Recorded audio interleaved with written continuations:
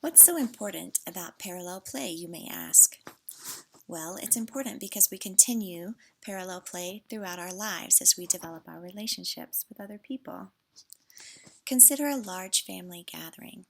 If you looked around, how many people would you notice enjoying their technology separately, yet together? Or maybe you've gone to a movie with a friend recently.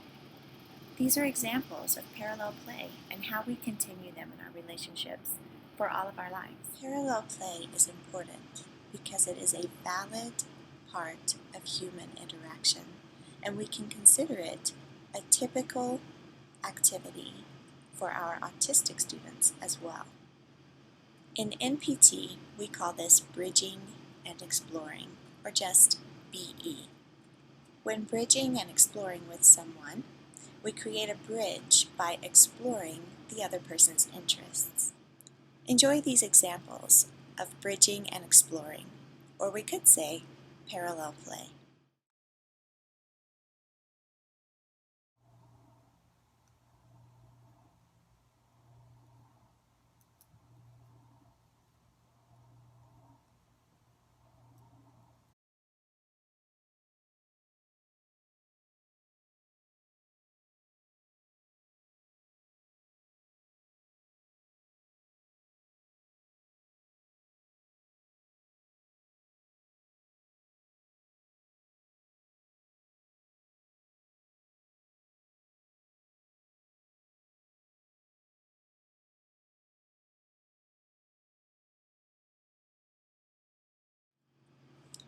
Take a moment to reflect. Who is a person that you would enjoy building a connection with? Think about that person's interests, and then consider what are some actions that I could take to bridge and explore the interests of my new friend. Lastly, how do I know when to bridge and explore? Review the components of parallel play to determine what type of interaction is occurring, and then consider how to play in a parallel way yourself. Let's look back at the definition.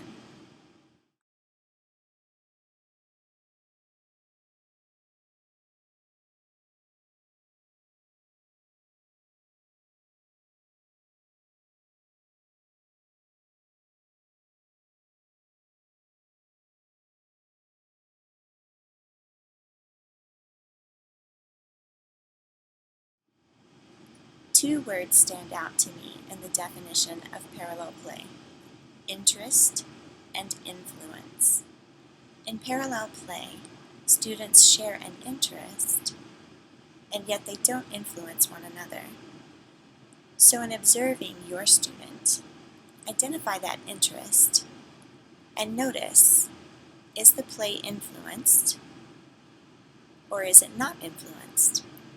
And then you can determine if this is a time to incorporate bridging and exploring. Identify the interest and then think, how can I show interest without influencing? So parallel play, bridging and exploring, is a relationship builder.